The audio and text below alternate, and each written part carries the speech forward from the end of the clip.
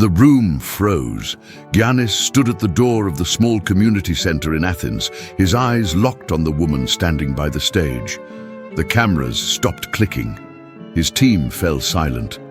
"Amara," he whispered. 15 years vanished in a single heartbeat. She turned, disbelief flooding her face. The same eyes that once told a hungry boy selling sunglasses in the streets that he was destined for something greater. Giannis walked forward slowly, tears already blurring his vision. When they finally embraced, the crowd erupted in quiet awe. This wasn't a reunion between a superstar and a fan. It was a promise being reborn. And to understand that moment, you have to go back to where it all began. The streets of Athens, 2007. Athens, Greece, summer of 2007. Heat shimmered off the cracked pavement as two teenagers weaved through the crowd of Ammonia Square.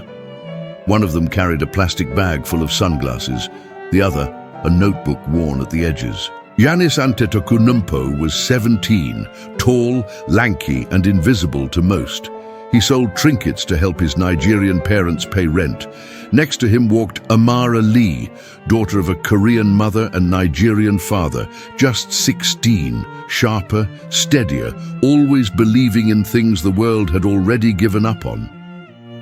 "People see what you sell," she told him that day, "but not what you're made of."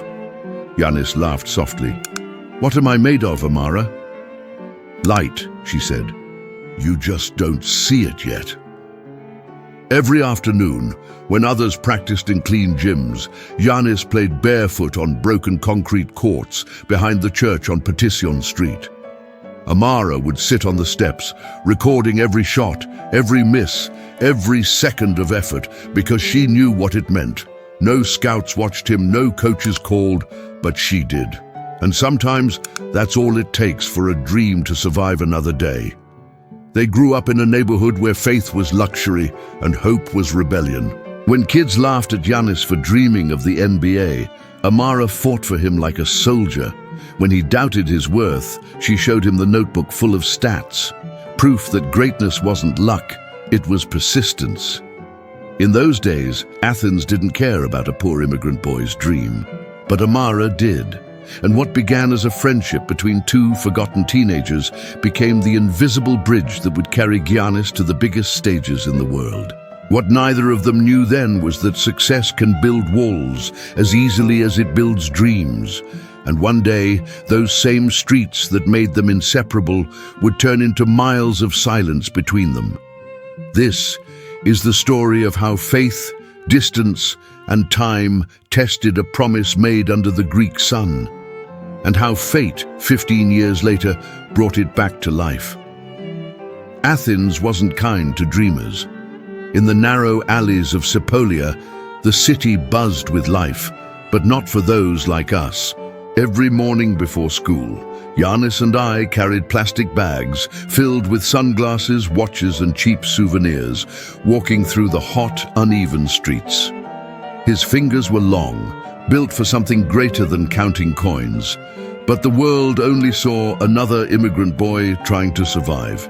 Giannis was quiet then, polite, shy, always smiling even when people looked away. We didn't have much, but we had rhythm.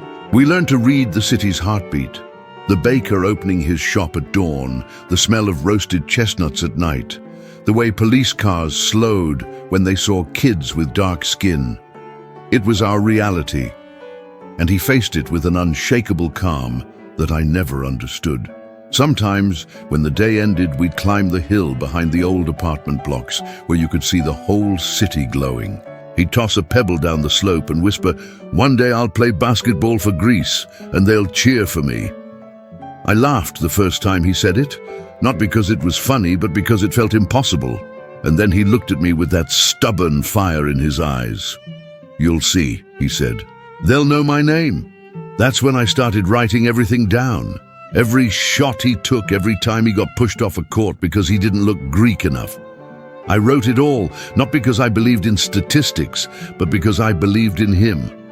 The courts we found were always half broken, rusty rims, no nets, graffiti on the walls.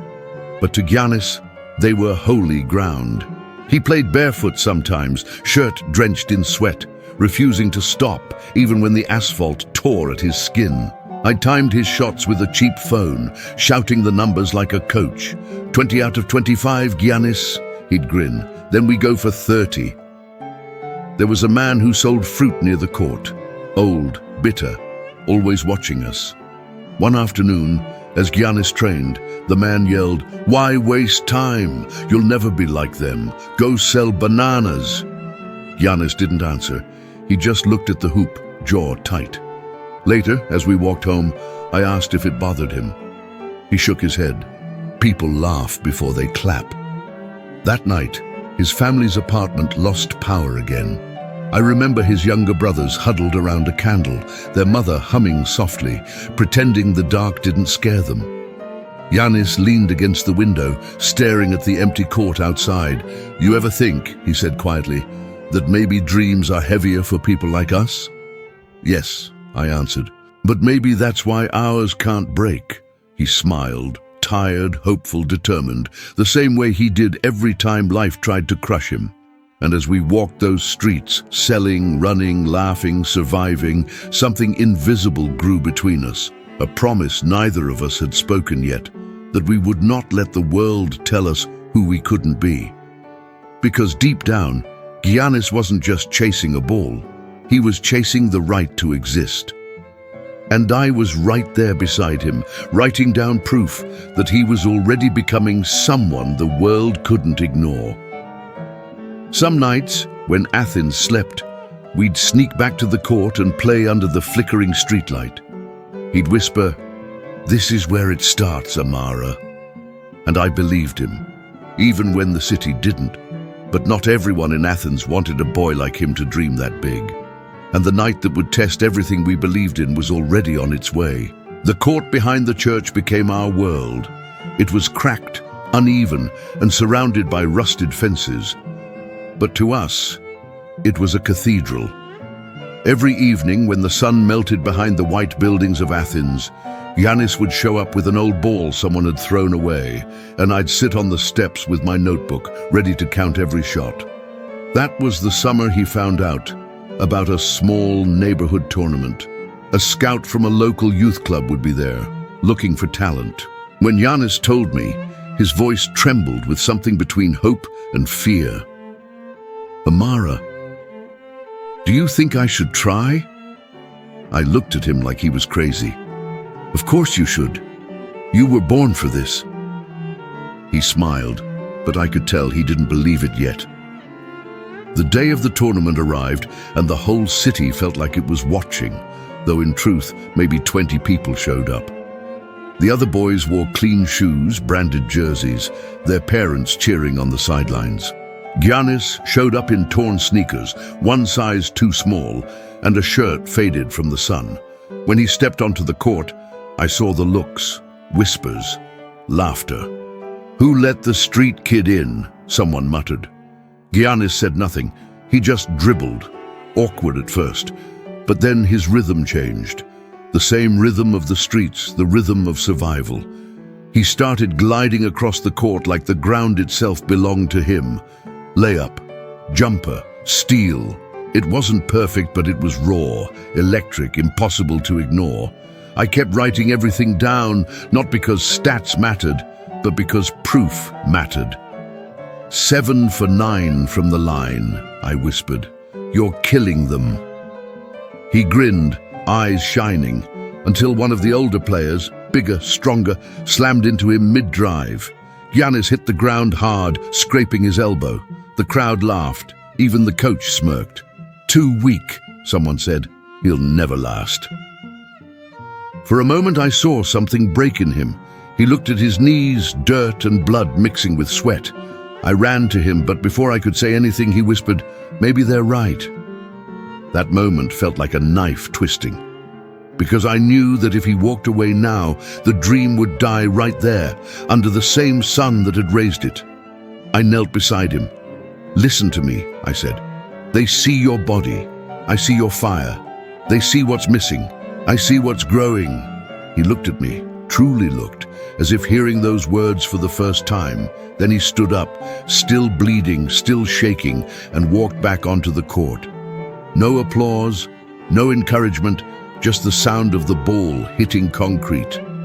That night, he didn't win the game, but something far more powerful happened.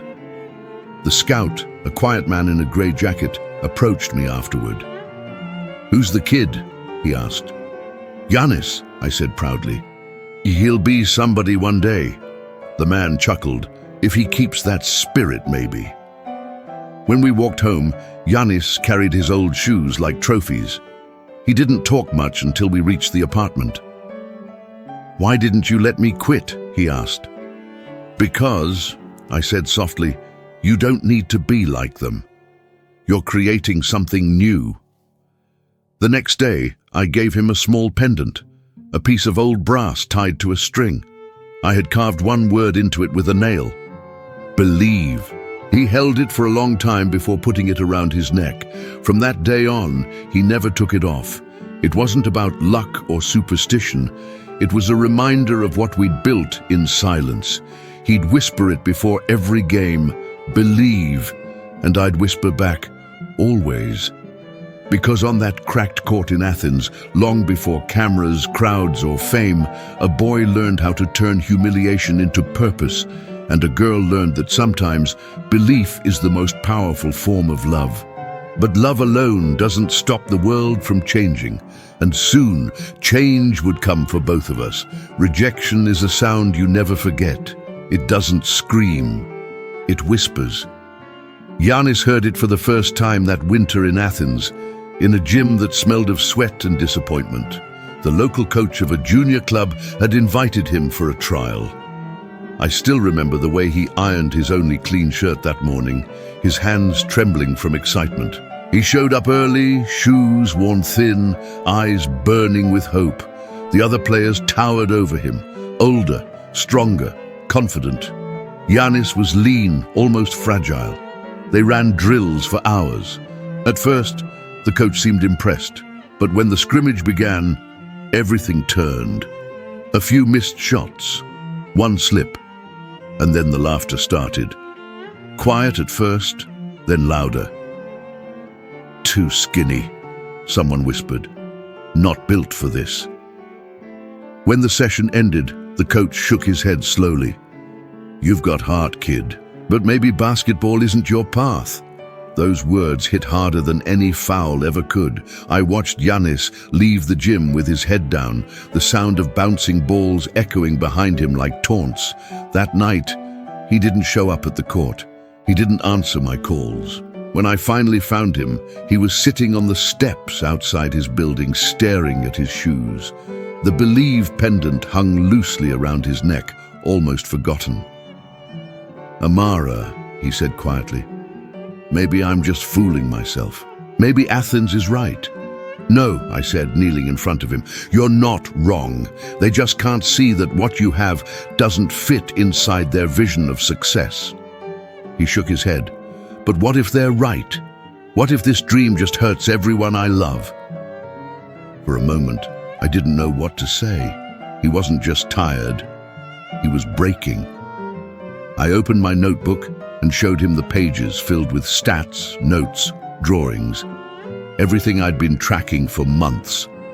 "You see this?" I said. "This is not numbers. This is proof that you belong, that what you're building is real." He didn't look convinced, so I said the only thing that could cut through the noise. "You don't need to be like them, Giannis. You just need to be you. Because what you have, it can't be taught, bought, or measured." He lifted his eyes slowly. "And what if I fail?" "Then we fail together," I said. "But if you make it, promise me one thing." He frowned. "What?" "Don't let success change who you are. Don't let the world tell you to stop being the boy from Sepolia." He nodded, silent, but the weight of that promise hung in the air like a sacred oath. That night, before I left, I gave him something, a small envelope sealed with tape. "Don't open it now," I said. "Open it when you forget who you are." He laughed softly. "And what if I never forget?" Then keep it sealed forever. He tucked it into a shoebox under his bed, right next to the Believe pendant's original carving. From that day forward, something changed in him. He trained harder. He started waking up before dawn, running through empty streets, dribbling past the ghosts of every rejection. He didn't talk about making it to the NBA anymore. He talked about earning it. Weeks later, another scout came by. This time, Giannis didn't ask me if he was ready. He just said, "They'll see now." And they did. That day, the scout from Philatlitikos noticed something different.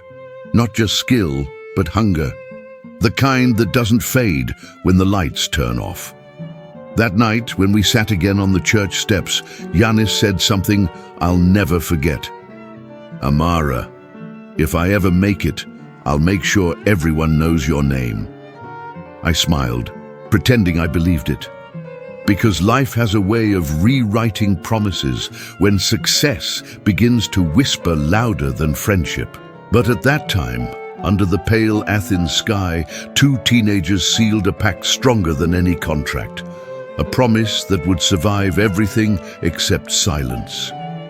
Success never announces itself. It creeps in quietly, through the sound of a bouncing ball echoing in an empty gym. For Giannis, that sound became his heartbeat. After months of relentless practice, Philatlitikos BC called. It wasn't the NBA, not even close, but it was something. A local second division team that believed more in effort than in size. The first real door that had ever opened. When he told me, his smile was wider than I'd ever seen.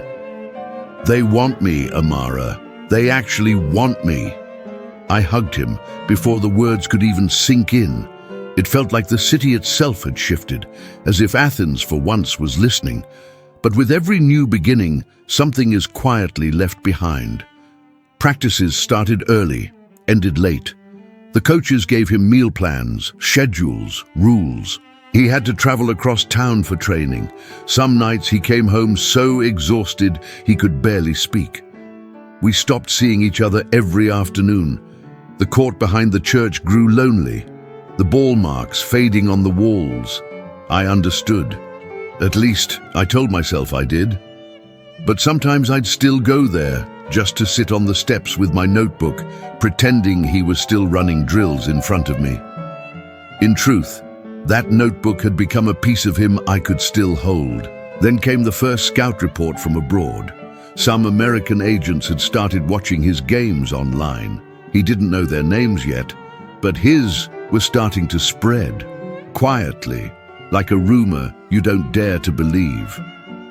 When I finally saw him after weeks, he looked different, not just taller or stronger, heavier with purpose, the same boy, but now wrapped in destiny. "You're changing," I told him half joking. He smiled. "Maybe I'm just catching up to my dream." He told me about his new routine, about playing with grown men, about people calling him the Greek kid. "They don't even know I'm Nigerian," he said with a dry laugh. "I do," I answered. "And that's what matters." He hesitated for a moment.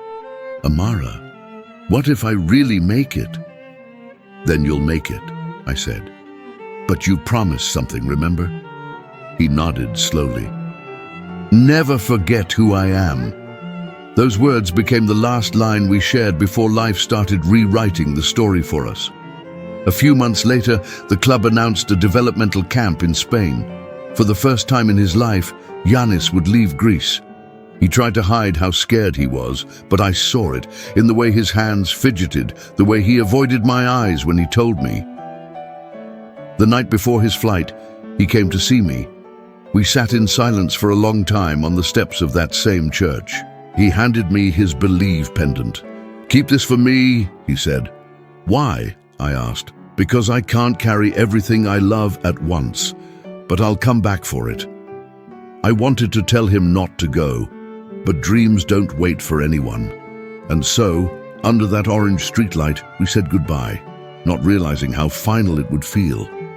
As he walked away, the sound of his footsteps mixed with the hum of the city, fading until all I could hear was my own breath. That night, I opened the envelope I'd given him months ago, the one he was supposed to open only if he forgot who he was.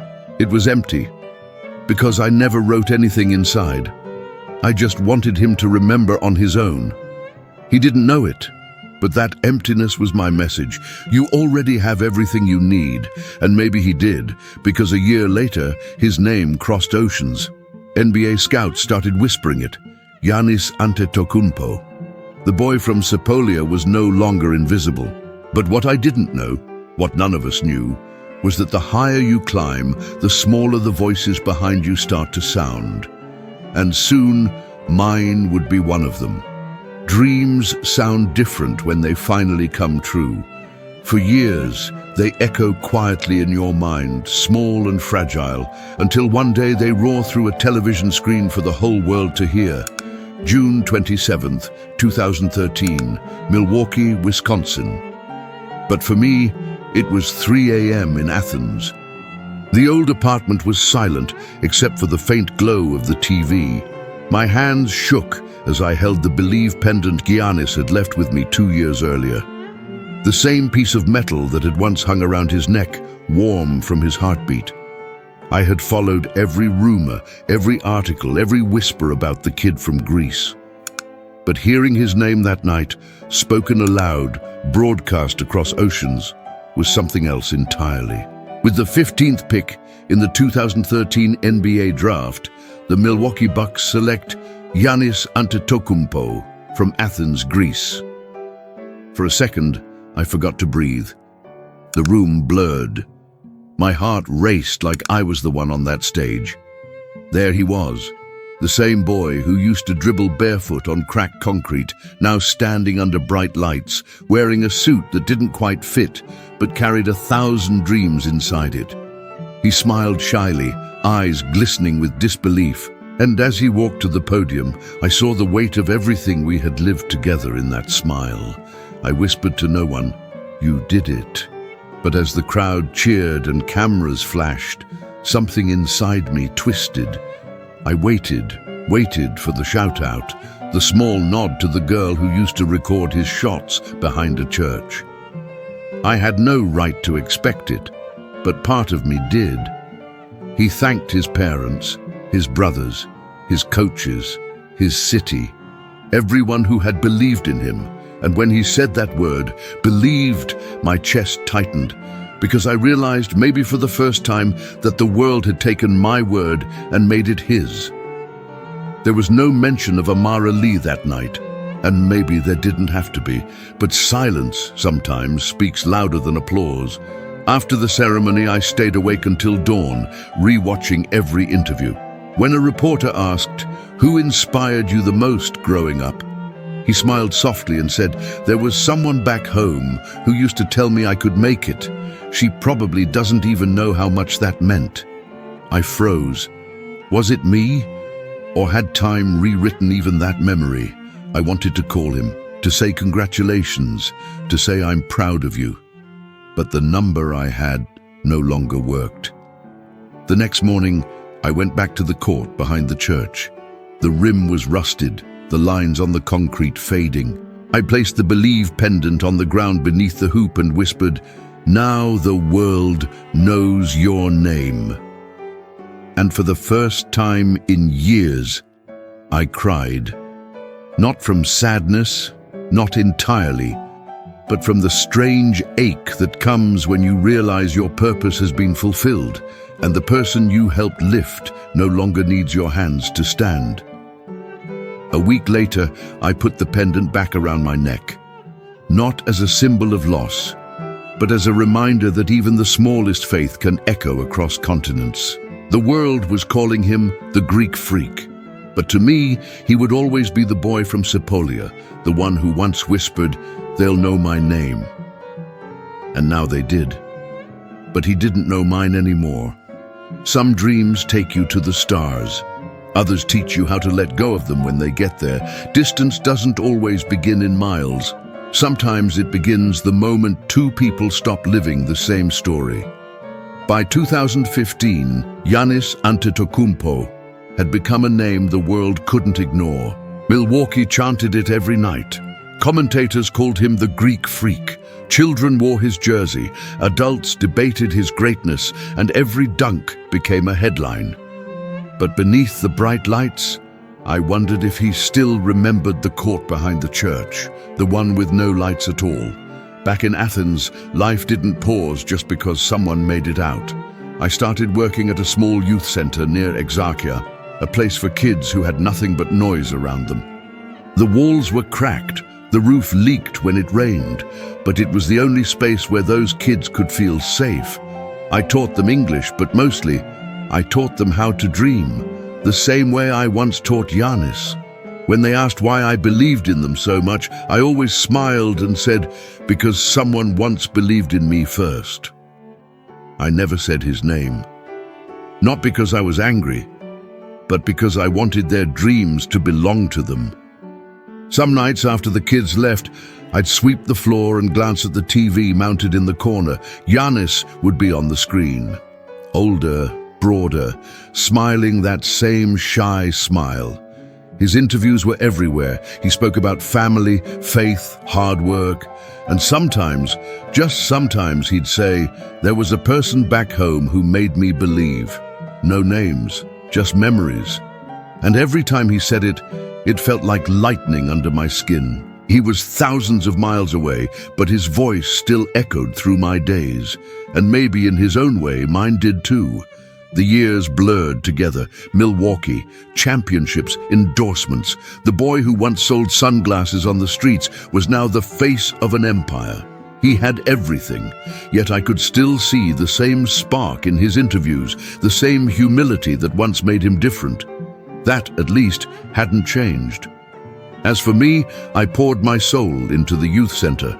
We called it The Bridge. It wasn't much, but it became a place where immigrant children, Nigerian, Syrian, Filipino, could find their footing.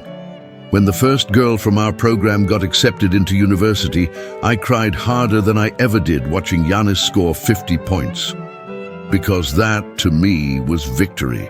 Still, on quiet nights, I'd take out the Believe pendant and run my thumb across the scratched surface. The letters had started to fade. I wondered if he still had the envelope I gave him, the one he never opened. Did he ever find it again? Did he ever think of that night? In 2018, the Bridge received a small grant to expand.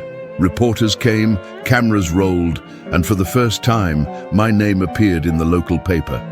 Director Amara Lee, helping the children of Athens find their dreams. One article called me the mentor of the forgotten. The words felt strange, like déjà vu. That same week, Giannis won the MVP award in the NBA.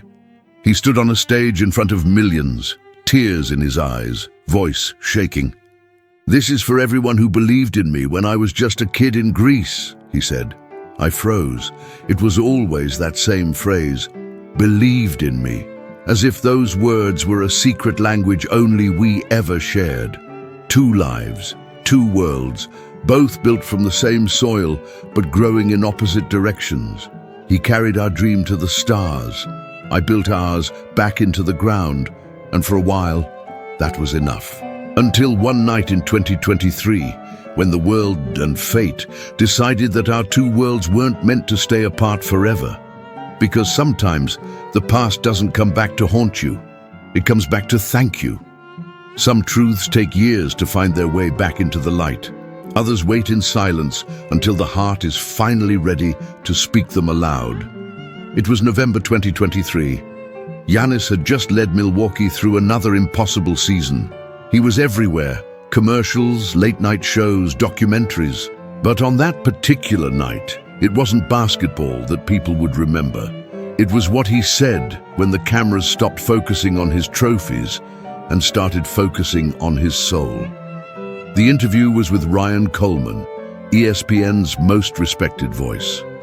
They sat across from each other in a quiet studio, the city skyline glowing behind them. Ryan leaned forward and asked the kind of question that strips away fame.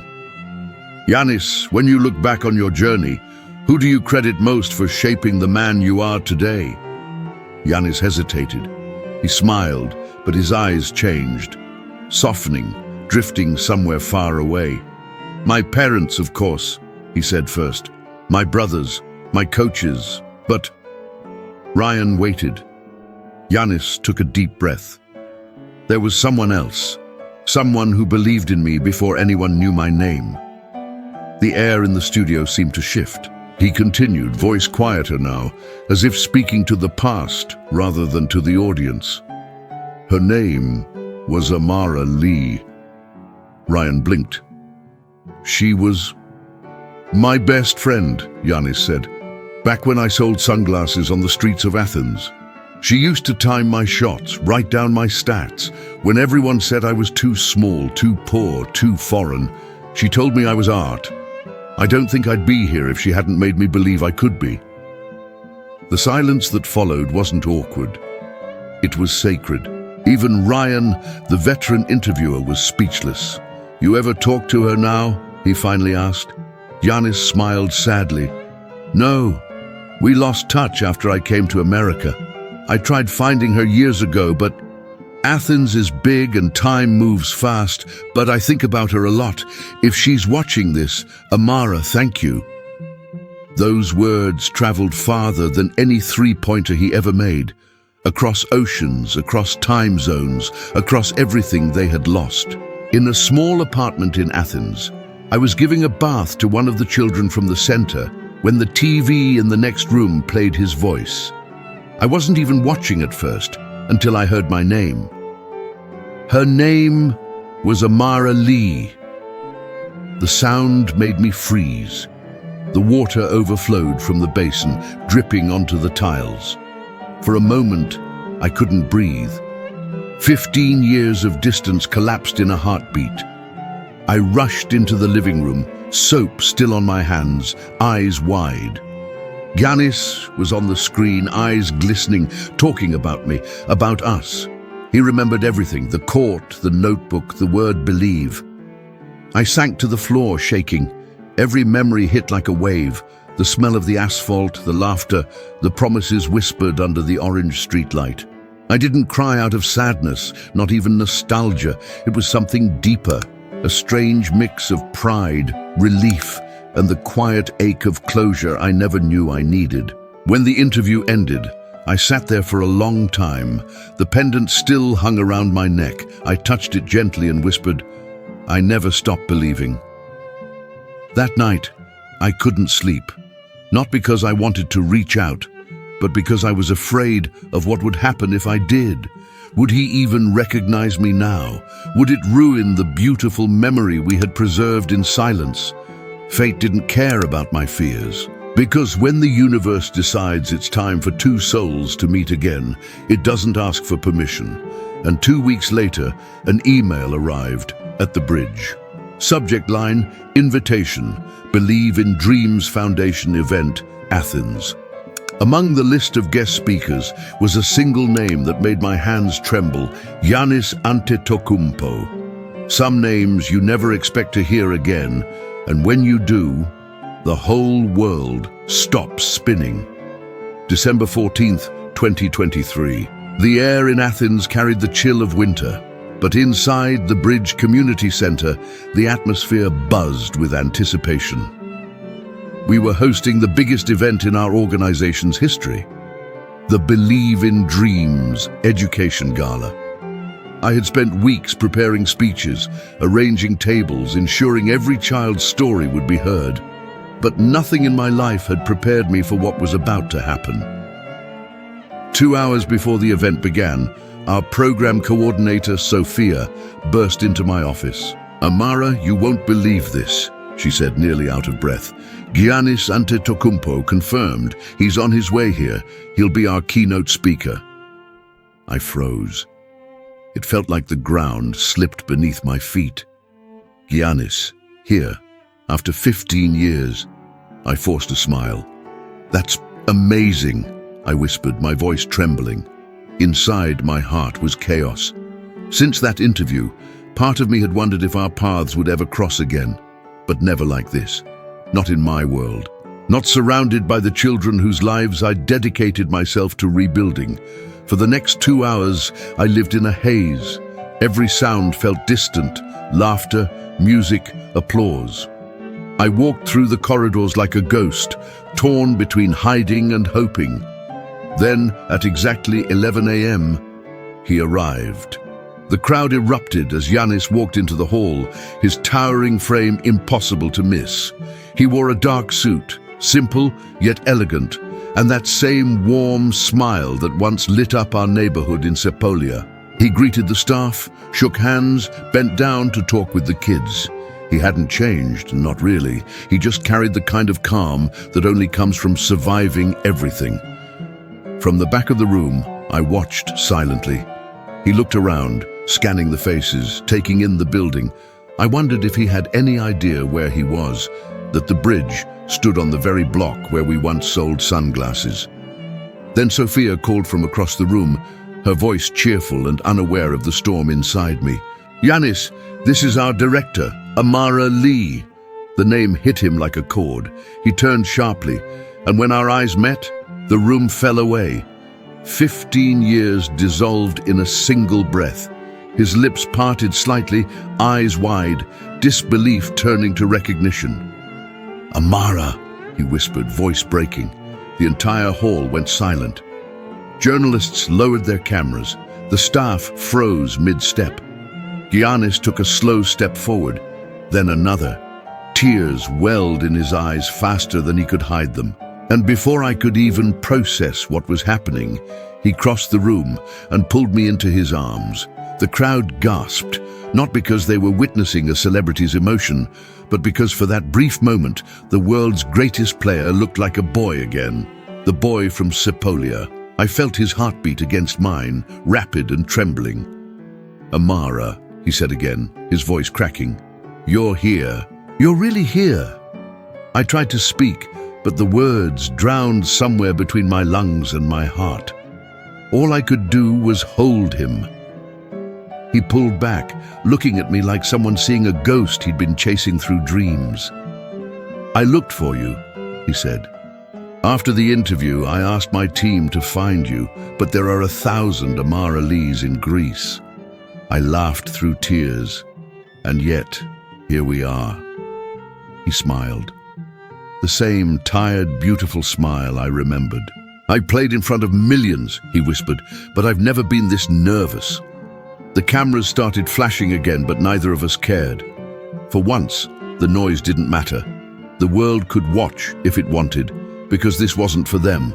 This was for the two kids who once dreamed together on broken pavement. For a long moment, no one spoke. Then he said something so simple, it pierced through the silence. I never stopped believing. I couldn't hold it anymore. The tears, the years, the weight of everything we'd lost and found again. I smiled through the blur. Neither did I. And as the applause slowly filled the room, I realized something. Some promises don't fade. They just wait. Patient, quiet, eternal, for the right moment to come back home. But what Giannis did next would turn that moment into something far greater than either of us ever imagined. Greatness is not about trophies nor fame. It's about the people who choose to believe in us before the world does. Because one day, their faith becomes our foundation, and our story becomes theirs. If this story touched your heart, don't just scroll away. Believe the same way Amara did. Leave a comment telling us where you're watching from, and remember, behind every legend, there's always someone who believed first. Subscribe to Beyond the Game, because here, we don't just tell stories, we honor the people who make them possible.